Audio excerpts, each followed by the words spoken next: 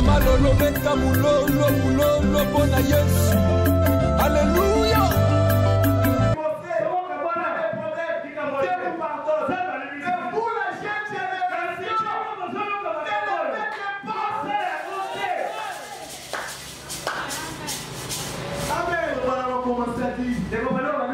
Peut-être que c'est une chrétienne. Peut-être qu'elle pouvait être une bonne femme. Un bon prédicateur. Une consolation pour un ouvrier. Qui reviendrait à la nuit à un petit château. Mais regarde ce qu'elle fait.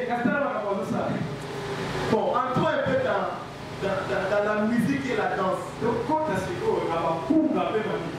On commence par rock and roll. Souvent appelé rock. J'ai fait des recherches sur ça. Je regardais même les images. J'ai dit, donc on est content dans l'église. Sans blague. On dit que c'est une danse de couple énergie. Mais aux États-Unis dans les années 90, ceux qui ont popularisé ça, il y a Elvis Presley, Chuck Berry et Billy Haley. Le nom qui est plus connu c'est Elvis Presley. Elvis Presley, c'était un musicien gospel. Les grands renom, comme ce que vous connaissez ici. On va mettre la vie au thème Elvis Presley. Qu'est-ce qu'il faisait? Le soir samedi, il allait chanter dans le bois de nuit. Des histoires. Et demain matin, il venait chanter à l'église. Les gens pleuraient. Ils étaient sous l'onction. Et ça m'a dit, moi je ne crois pas ces gens de conversion. La nuit, le bois de nuit, et demain matin, à l'église, sous l'onction. Quelque chose qui ne va pas. Et il dit que Elvis Presley, c'était le Judas Iscariote moderne. Il a vendu Christ à travers son don pour des millions de dollars. Donc qu'est-ce qu'il a fait? Il a pris le style musical mondain. Il a introduit dans l'église. C'est ça trahir Christ. Crucifier Christ pour la deuxième fois. Tu vois le talent que Christ t'a donné. Tu en sers pour le diable. Origine. Ça vient de bougie rouge. Mais on constate une Bible. On va l'appeler moi si la moi si à battre. Et on a accagné la Bible. Frère,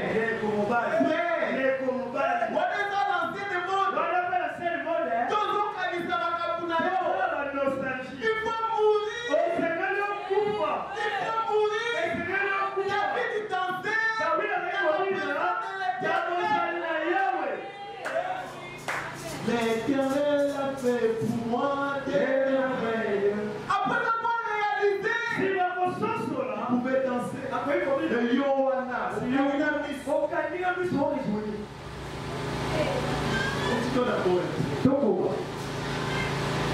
rythme rapide. La tenue, c'était l'Égypte évasée. Parce qu'ils sont retournés pour eux. Comme ça, tu as compris ce que tu voulais.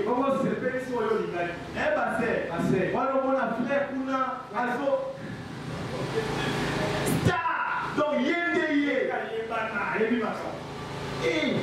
Allez, puis on peut vous mettre à ma porte. Milolo. Rock and roll. Bougie, bougie. C'était nous aide. Mais c'est quoi les bougies bougies? Parce qu'on a dit que les rock and roll viennent de bougie bougie. Tu dis que c'est la danse couplée qui est moins rythmée que les rock and roll. Donc c'est presque la même chose. Mais des années 1930 à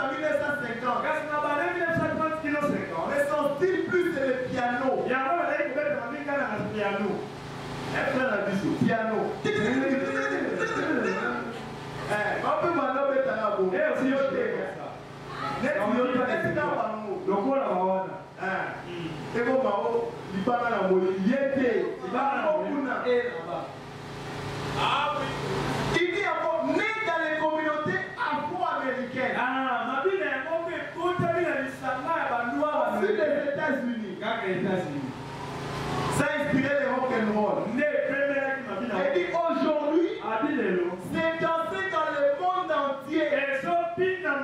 Avec des compétitions officielles.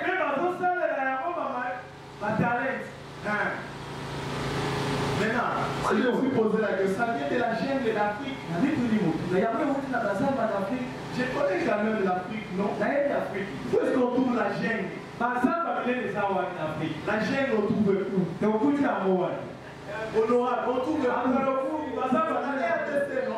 Le deuxième poumon mondial, c'est la forêt équatoriale. C'est là on trouve les pygmées. Après Amazonie, c'est nous. Quelle autre jungle il y a? C'est que c'est chez nous.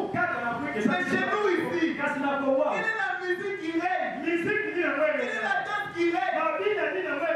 C'est quoi? Boumba, le Pindo, Moutouache. Voilà. Vous appelez pas tout ça. Donc même les rock'n'roll, les bougies, les swings, ça vient de l'Afrique. Quand on voit la voix, il y a du somo. Et là, on va voir nos danses en mise. Oh, ma fille est où dans la lola. Elle est danse pintée. Oh, bien avant le temps d'Afrique. C'est que toi, tu prononces la veine de l'Afrique. La Congo. Le talon, la terre. Bien une pâtissière. Quel ciel? Lola, dis comment la lola. Dis au Kenda déjà. Moi, pendant d'être allé au ciel, il nous a parlé de ça. Quand il a regardé, ça vient de l'Afrique. On pose la question à Google. Oui, ça vient de l'Afrique, bro. À la chaîne. Et pas la bisso. Et pas la bisso, les a. Et pas la bisso, on a quoi? Dombolo. Écoutez ce qui est l'encyclopédie. La musique Dombolo est un style musical et une danse originaire de la RDC. C'est une évolution moderne de la rumba congolaise. Très populaire dans toute l'Afrique centrale. Beaucoup plus développée aux années 90. Parce qu'avant 90, c'était la rumba. Le monde Dombolo. J'ai dit à Lingala qui se dit à peu près bouger le corps, bouger les hanches. Ça vient du ciel et aussi ao. Dans vos opinions, on va dire et on RDC. Et là, on va dire que la boucle à moi. Prenez des choses cassées.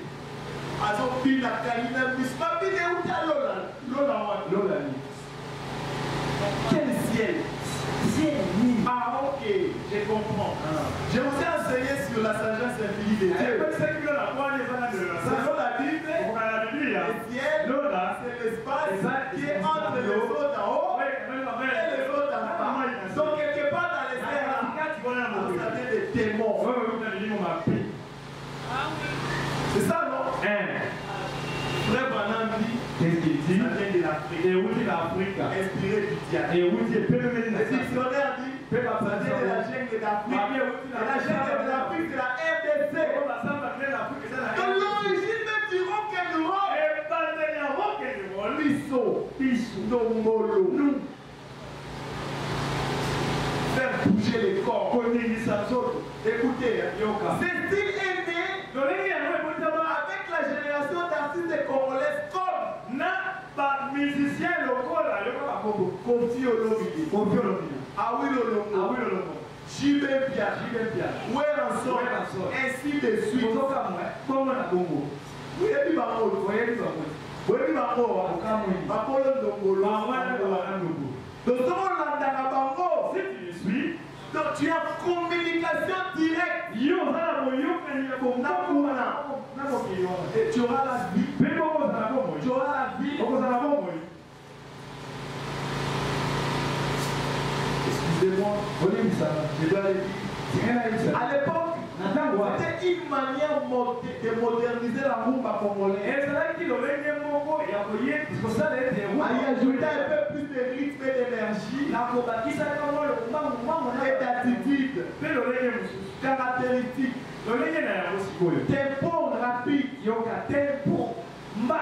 beaucoup plus vite que la rumba. Rythme dansant, batterie électronique, percussion puissante, guitare rapide, solo.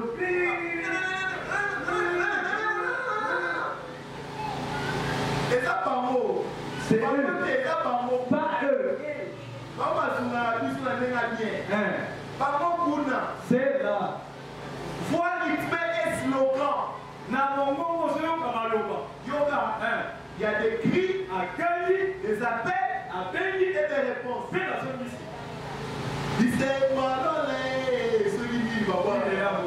À la voix qui,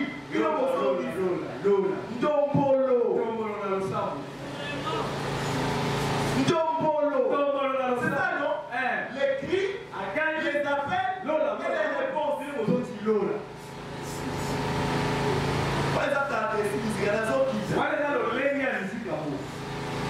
Et Dieu nous aide. Ce qu'il est faux là, c'est les Ndombolo. Avec les noms de Jésus. Souvenez-vous, la vie vient de la source. Si la source n'est pas bonne, tous les restes. Écoutez ce qu'on dit encore par après. Les chanteurs alternent entre mélodie et animation.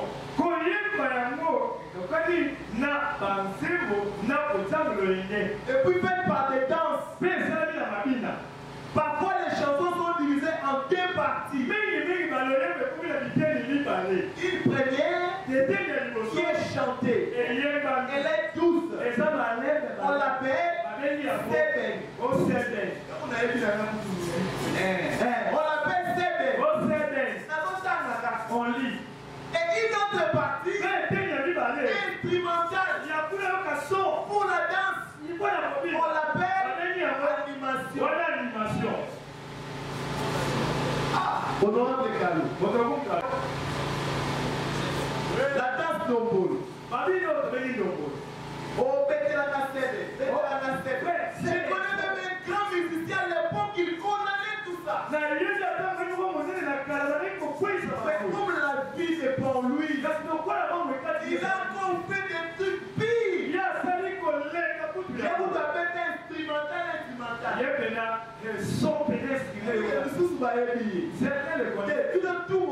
D'ailleurs, tout cela vous le si je cite son nom, je dis bien.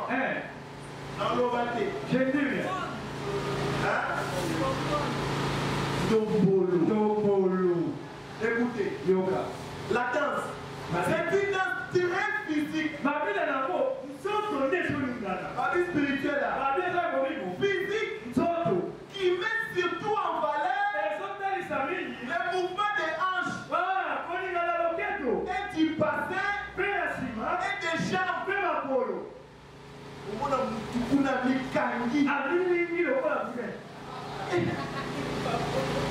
Voilà l'adoration.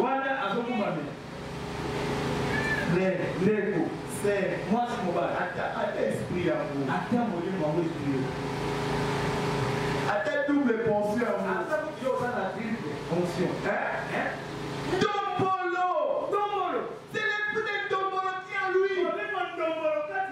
Les danseurs bougent. Tous les corps au rythme de la musique. Souvent avec une attitude provocante et humoristique.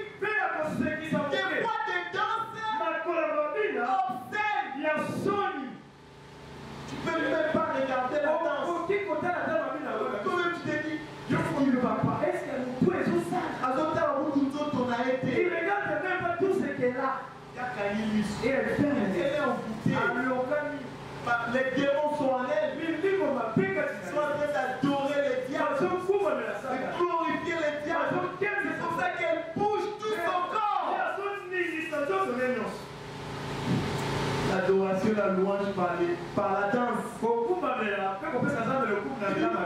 Elle se danse en solo, ou en couple, ou en groupe, selon l'ambiance. C'est une danse de fête,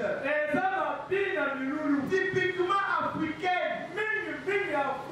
C'est mot de la joie, de la liberté, et de l'expression corporelle. Le Domozé déposé sur toute l'Afrique centrale.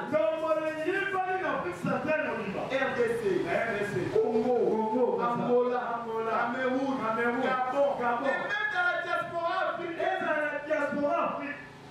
Ils ont cité les artistes. On n'avait pas cité. Il dit que ça même influencé la Côte d'Ivoire. Avec les coupés décalés.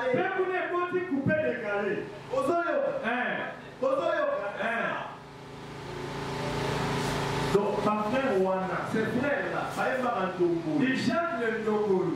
Après tout ça, ils sont amenés là dans l'église. Dans l'église. L'église vive. Dans quel message? Dans l'église du message. Pour qui c'est là dehors? On va dire à part Ndokolo, on va dire Souni. Ndokolo, on va dire Souni.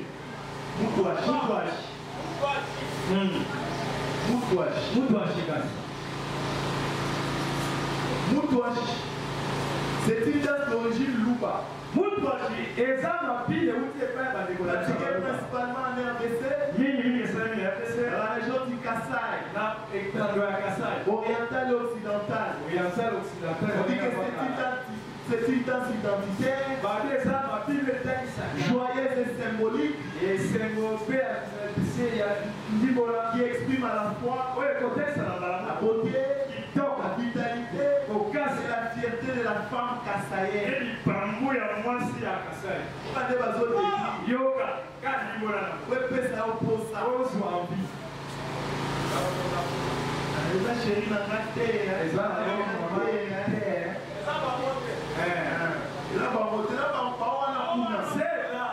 L'origine le mot Moutouachi vient du Chiluba qui signifie libère-toi, exprime-toi, Ayoka,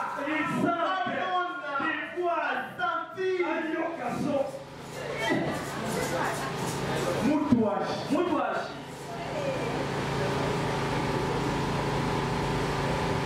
Comment ça se danse? C'est une danse de libération du corps et de l'esprit. C'est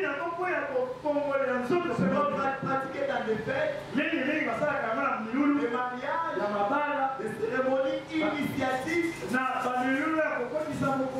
célébrations communautaires. Écoutez, la danse elle-même, le mouvement principal est celui du bassin. Les danseuses ont ondulé les hanches de manière rapide, et gracieuse. Bazo Balola, Azuli Puta, Akani. Pourquoi on a imaginé quelque part? Et comment là-bas frère? À l'école université, à Tché, Moutouachi, à la chair, à l'église, et même dans le message. Oh, ma vie est où dans l'eau. Afrique centrale. C'est l'Afrique de l'Afrique centrale. La jungle. Et l'ingrédient de la paix nous dit que ça vient du diable. Même ceux qui ont ceux qui t'ayant des frères. On m'a dit qu'il faut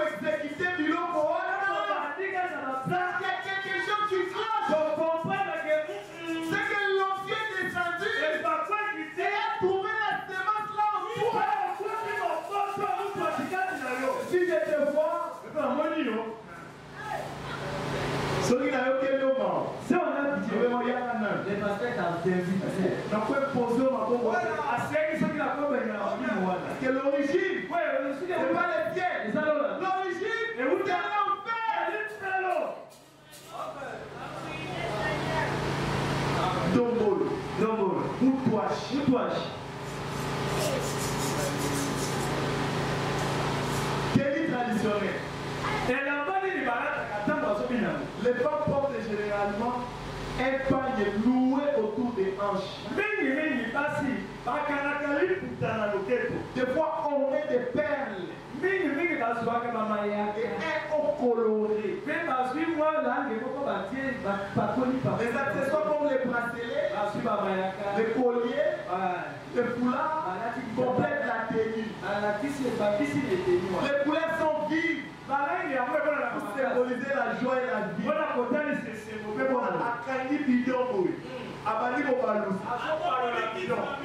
Toi, tu quittes la mine. On va vite dans la question et beaucoup exact. Je vais vous faire voir que je n'ai pas d'os. C'est Frère spaghetti. spaghetti. Mais c'est dans l'église aujourd'hui. C'est le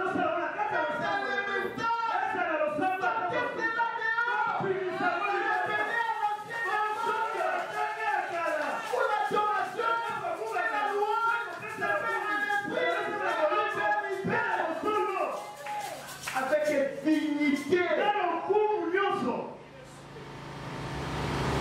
C'est vrai, il est roi.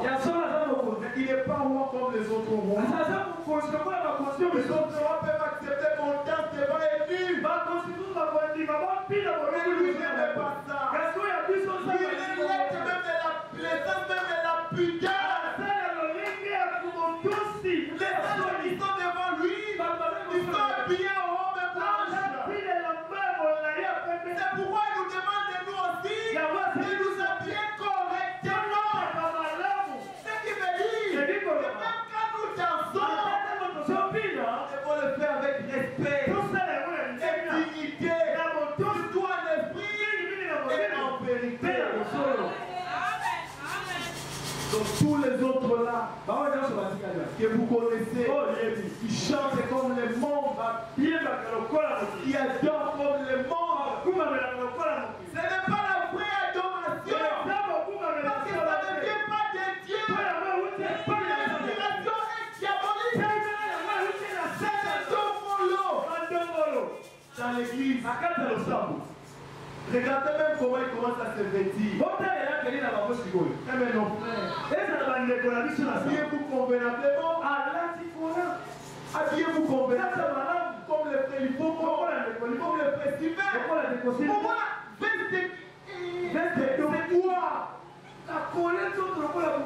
c'est quoi? Tu es un frère. Tu es un frère. Ah, ok. Tu as besoin de vues. Tu as besoin de la popularité. Tu as besoin d'argent. Mais tu es déjà tombé. C'est pas madame dit. Il y a trois choses. Les femmes, l'argent, bon, la popularité. Ce qu'on voit dans le monde, c'est ce qu'on voit parmi nous. Tu es copie, tu es frère. Peut-être la différence, peut-être des cheveux. Les restes de la identité. Nani a joué par Nani. Qui a copié qui? Qui a copié qui? Nani a triché par Nani. Nous savons que la parole nous dit. Habillez-vous convenablement. Comme deux hommes honorables. Et il y a la star. Il y a le moment où vous créer différence. Il faut voir que ce n'est pas de souci. Où est partie l'humilité? C'est parti où? Soyez normal.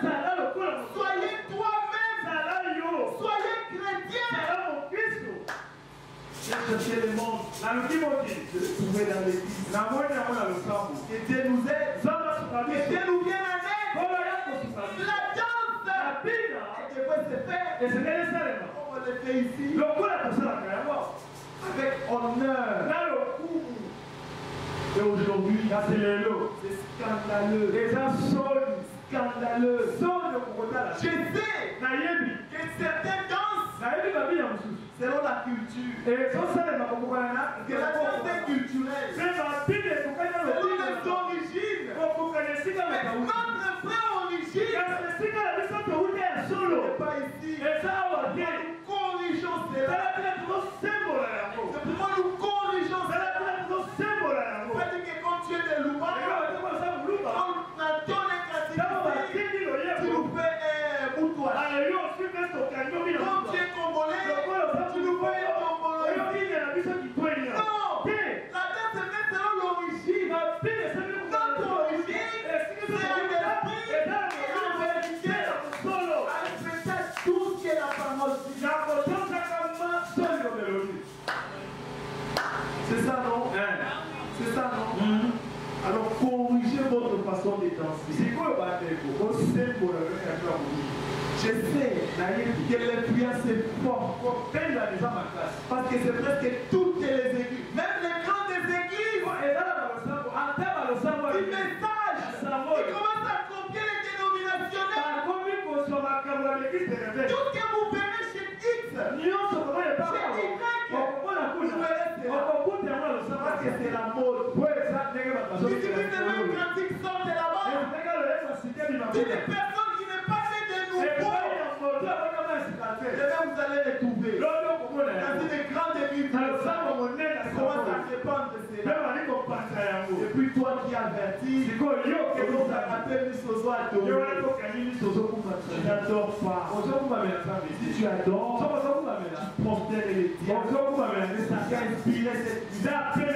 Vous connaissez leur vie. Pour la plupart, ce sont des gens qui sont dans des loges.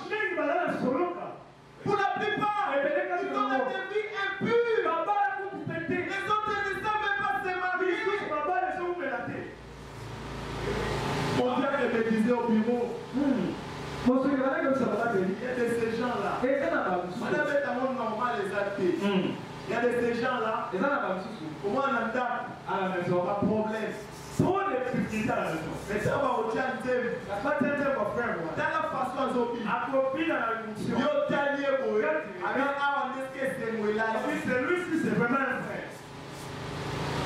Hypocrite. En lui il n'y a pas de vie. Et ce qu'il s'est donné, c'est ce qu'il a reçu du monde. En regardant et en copiant. L'imitation est entrée dans les messages. Au lieu que les autres nous imitent, c'est nous qui imitons leur façon de penser. Oh, tout le monde a dit pour la population qui s'apporte. C'est moi l'autre. Ah, les filles n'ont pas. Au fil de l'anneau, tu viens à la fin. Et si tu prends seulement ces cantiques-là, tu enlèves seulement les noms des gens. C'est fini. Identique à ces voix de Dieu. D'ailleurs, si vous les suivez bien, vous verrez qu'ils sont des mèches. Ils sont ensemble. Oui, ils ont la même source. Et maintenant, toi, tu vas te nourrir là. Non, mon frère, non, ma soeur, moi, je tenais à corriger cela. La danse à l'ancienne mode, les cantiques à l'ancienne mode, l'adoration à l'ancienne mode, la vie à l'ancienne mode, revenons à l'ancienne mode. Ça vient du diable. Ça te nourrit. Ça va t'hybrider. Même devant Dieu, tu ne connais pas ton adoration. Je disais, Dieu, il considère l'adoration en esprit et en vérité. Mais le monde, on considère la forme des chansons. Non, il chante bien. Il est très gentil. Il chante. J'ai des chiens debout. Quand Michael Jackson chantait, les gens ne tombaient pas. Les gens ne tombaient pas. C'était l'onction. C'était l'onction. C'est la même chose. Avec toutes les chansons montées, vous suivez. Même esprit. Même sources. Et si Bamoko, leur père, les diables, Satan. Et vous savez tous, les gens sont des féticheurs, sont des magiciens. Et vous les suivez quand même. Alors que Frère nous donne tous les conseils. En entrant l'esprit et dans la vérité. Sinon, tu adores le diable. C'est clair. Voilà pourquoi aujourd'hui, sous les 100% des chrétiens, je ne sais même pas s'il y a 99% qui adorent Dieu. Tous les restes là, ils adorent le diable. Le diable, Dieu sournoisement. Va voir à côté.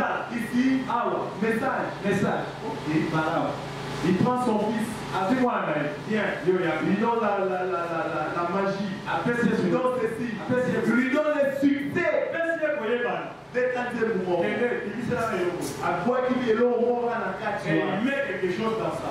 Allez, il chante. Allez, puis non, et vous récupérez la chose. C'est fini. Vous avez envoûté l'église. Et la vie des peuples n'était pas avancée. Pas étonnant. Et pourquoi vous passez à l'autre fille? Le pasteur sort avec les sœurs de l'église. N'avez pas de honorable. Pasteur, le pasteur a un film qui fait des films. Vous savez quoi? Il fait se consacrer. Les choses qu'il entend, c'est en lui. Et puis pire avec Dieu. Le roi du temps de la fin. Dieu il reste Dieu. Il reste sur sa parole. Il a dit, il ne manque aucun de ses rendez-vous. Si vous l'appelez, il viendra. Oh, il est puissant. Et puis pour les malades, ils sont guéris. Ça ne signifie pas que Dieu est avec lui. Non. Il a appelé Dieu. Dieu est béni. Il a fait ça. Regardez sa vie. Regardez sa vie. Si elle ne s'aligne pas sur la parole, Dieu n'est pas là. Par conséquent, écartez-les. Vous connaissez Balaam? Il était prophète, non? Il était prophète, non? Il prononçait les choses. D'ailleurs, vous pouvez comprendre. C'est lui qui était le premier à prophétiser sur la venue du Christ. Il a dit, oh, j'ai vu un astre. C'était qui? C'était Jésus, non? Mais en son fait, c'était qui? C'était Caïn. Fils de Caïn. Pourtant, il parlait comme ça avec Dieu. Ne vous fiez pas. L'église à Mounene. Cette chanson, ne vous fiez pas à ça. C'était Djombolo. C'était du Djombolo. L'origine est satanique. Aimer la personne et goûter de ce qu'il fait.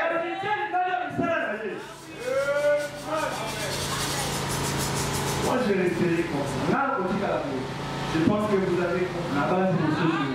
L'adoration et la louange peut s'assembler à la danse. Ça doit se faire à l'esprit et en vérité selon notre origine qui est le ciel. Avec dignité, avec honneur, avec joie, avec allégresse.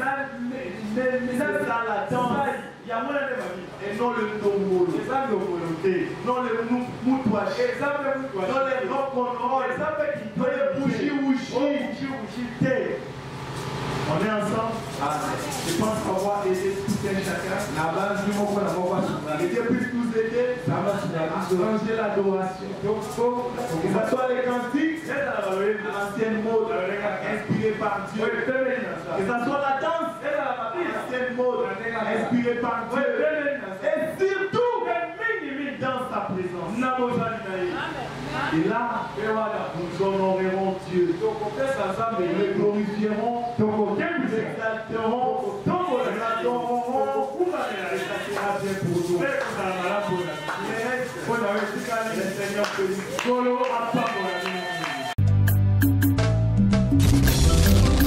Mama lolo beta mulolo mulolo bona Yesu. Alléluia.